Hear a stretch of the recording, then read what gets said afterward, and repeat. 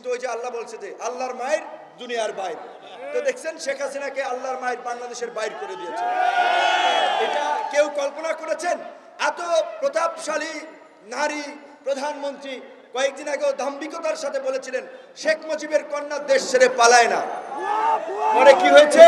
এখন লোকজন স্লোগান দেয় পালাইছে রে পালাইছে, শেখ হাসিনা পালাইছে, পালাইছে রে পালাইছে, শেখ হাসিনা পালাইছে, শেখ হাসিনা পালাইছে। আজকে পুলিশের চেইন অফ কমান্ড ভেঙে পড়েছে। আপনার অন্যান্য প্রতিষ্ঠানগুলোর প্রধানরা গা ঢাকা দিয়েছে। তাই অন্তর্বর্তীকালীন সরকারকে অনতি বিলম্বে প্রশাসনে একটা শৃঙ্খলা ফিরিয়ে আনতে হবে। পুলিশ প্রশাসন সহ সরকারি কর্মকর্তা কর্মচারীদের মধ্যে যারা এই ফ্যাসিস্ট শক্তির লেজুর ভিত্তি করেছে, গোলামি করেছে, দালালি করেছে, জনগণের বিরুদ্ধে অবস্থান নিয়ে গণবিরোধী কর্মকাণ্ড করেছে, অনতি বিলম্বে তাদেরকে চিহ্নিত করে চাকরিচ্যুত করে বিচারের মুখোমুখি করতে হবে। এনএসআই, ডিজিএফআই সহ সকল গোয়েন্দা সংস্থার প্রধানদেরকে বিচারের মুখোমুখি করতে হবে, কারণ তারা এই গণহত্যা এবং এই নৈরাজ্যে এই সরকারের সহযোগী ছিল। র্যাব আগেই আন্তর্জাতিকভাবে একটি ডেথ স্কোয়াড বাহিনী হিসেবে পরিচিত হয়েছে। র্যাব যখন বিএনপি আমলে গঠিত হয়েছিল তখন আওয়ামী লীগ বলেছিল র্যাব তারা ক্ষমতায় গেলে বিলুপ্ত করবে, কিন্তু আওয়ামী লীগ গত এই 15 বছরে র্যাবকে একটি খুনি গুম বাহিনীতে পরিণত করেছে, যেই কারণে মার্কিন যুক্তরাষ্ট্র র্যাবকে নিষেধাজ্ঞা দিয়েছে। আপনার আমাদের সকলের দোয়া, হয়তো কারো দোয়া আল্লাহ কবুল করেছে, তার ফলে এই ফ্যাসিস্ট শক্তির পতন ঘটানো সম্ভব হয়েছে।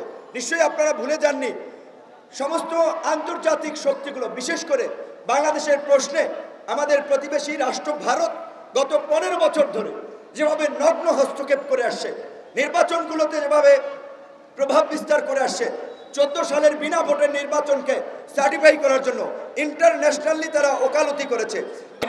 দু একটি কথা বলতে চাই। প্রথমত, আমাকে যখন গ্রেপ্তার করা হয়েছিল আমি রিমান্ডে থাকা অবস্থায় আমাদের সাথে জামাতের সেক্রেটারি জেনারেল মিয়া গোলাম পরোয়ার, বিএনপির সিনিয়র যুগ্ম মহাসচিব রুহুল কবির রিজভী ভাই সহ অনেক সিনিয়র নেতৃবৃন্দ ছিল। আমরা সবসময় নামাজ আদায় করেছি, এক হচ্ছে মোনাজাত করেছি। জেলখানাতেও মোনাজাতে একটা কথা আল্লাহর কাছে পরিষ্কারভাবে বলেছি যে আল্লাহ আপনি এই জাতির জন্য উত্তম ফয়সালা দিয়ে দেন, এই জাতির যেই পথে মুক্তি পাবে আপনি সেই ব্যবস্থা করে দেন। 18 সালে এই কারচুপির নির্বাচনের সেটআপ ভারতীয় গোয়েন্দা সংস্থার সহ এখানকার এজেন্ট সহ মিলিতভাবে করেছে। 24 সালেও সমস্ত ওয়েস্টার্ন কান্ট্রি যখন বাংলাদেশে একটা অবাধ সুষ্ঠু নিরপেক্ষ নির্বাচনের কথা বলেছে, আমাদের প্রতিবেশী রাষ্ট্র ভারত তখনও কিন্তু এই ফ্যাসিস্ট শক্তির পক্ষে অবস্থান নিয়েছে। এখানে সাবেক কূটনৈতিক পিনাক রঞ্জন চক্রবর্তী থেকে শুরু করে সাবেক প্রতিরক্ষা মন্ত্রী এম জে আকবর সাহেবরা এখানে এসে আওয়ামী লীগের পক্ষে ওকালতি করেছে। অনেকেই বলেছিল ভারতের মতো একটা বৃহৎ শক্তি রাষ্ট্র শেখ হাসিনার পাশে আছে, চীন ফাইন্যান্স করছে, রাশিয়া আমেরিকাকে বিট করার জন্য শেখ হাসিনার পাশে আছে, কাজী শেখ হাসিনাকে বোধহয় হটানো যাবে না। কিছু ব্যক্তিরা এতদিন চামচামি করেছে, এখন অফিসার হবেন, টিভি চ্যানেলের মালিক হবেন, টিভি পত্রিকা চালাবেন, পয়সাপাতি কামাবেন। একজন ব্যবসায়ীর তা এখন আপনারা মালিকানা পরিবর্তন করে নেবেন। এটিকে হরিলুটের বাংলাদেশ গড়ার জন্য আমরা তো ত্যাগ স্বীকার করেছি, এত রক্ত দিয়েছি, নো, সেটা হবে না, হবে না। আমরা ওই দুর্বৃত্তদেরকে হুঁশিয়ারি দিয়ে বলতে চাই, আমরা সামরিক বাহিনীকে, আমরা অন্তর্বর্তীকালীন সরকারকে বলতে চাই অতি দ্রুত আপনারা সকল রাজনৈতিক দলের সাথে বসে কিভাবে এই দুর্বৃত্তদের বিরুদ্ধে ব্যবস্থা নেবেন, পরাজিত করবেন, আপনারা সেই রূপরেখা তৈরি করুন। আমরা আপনাদেরকে সব ধরনের সহযোগিতা করব। কাজে আমরা পরিষ্কারভাবে আমাদের আজকের এই সম্প্রীতির সমাবেশ থেকে, আজকের এই সমাবেশ আমরা করছি কেন? আমরা দেখছি যে আজকে যেই ছাত্র জনতা যে স্বপ্ন নিয়ে একটা সহনশীল, মানবিক, সমৃদ্ধ, গণতান্ত্রিক বাংলাদেশের স্বপ্ন নিয়ে তারা যে মুক্তির লড়াই সংগ্রাম করেছে, সেই মুক্তির লড়াই সংগ্রামে দুষ্কৃতিকারীরা একটা নৈরাজ্যকর পরিস্থিতি সারা বাংলাদেশে তৈরি করতেছে। আমার এই যে অফিস আলরাজি কমপ্লেক্স দখল করতেও লোকজন এখানে চলে আসছে, তাহলে বিপিনুরের অফিস এইটা এলাকার সবাই জানে আলরাজি কমপ্লেক্সে, সেইখানে যদি দখল করতে চলে আসতে পারে, পাড়া মহল্লায় গ্রামগঞ্জে একবার চিন্তা করেন।